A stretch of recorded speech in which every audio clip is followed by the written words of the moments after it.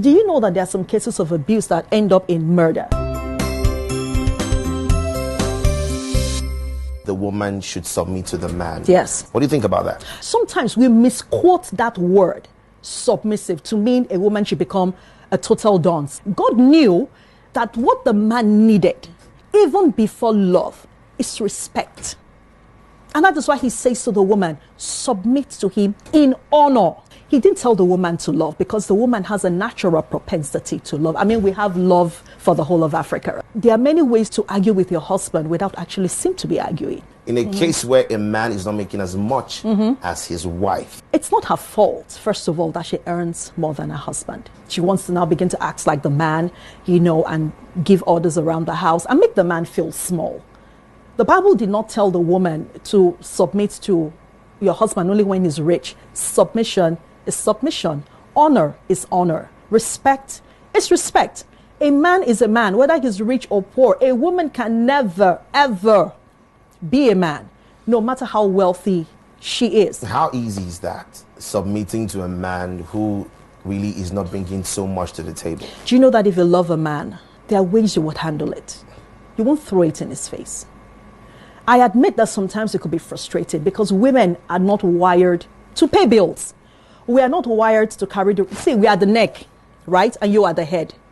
You have to be bringing something to us. If a man is jobless, the lady, she's in charge of the house. She's respectful, but the man never respects her. She should continue in that marriage or she should find a way. Whatever happens, you always have a sign. But you were not paying attention. An abusive man, you would have seen those signs when you were dating, but you looked away from those signs, and now you're suffering from it. A slap here, oh darling, I'm sorry. Another time, a slap there, darling, I'm sorry. And as a woman, you're swallowing it. You're condoning it. You're not speaking. As a matter of fact, when your friends tell you, open your eyes, you're saying to them, oh no, it was a mistake. He loves me. He has apologized. These are all signs. They are all lights that are going off that you really need to pay attention to. And women who are being violent and men are on the receiving side, how can men run away from that? You can't raise your hand. You can't hit her. You will need to talk to somebody about it. You will need to find some sort of support system who would help you speak with the woman. I've met women who say they believe that if a man is not violent, the man is not man enough. Mm-hmm. If he has never slapped me before, it's not a man. But as long as you hold that there, that will define your experience.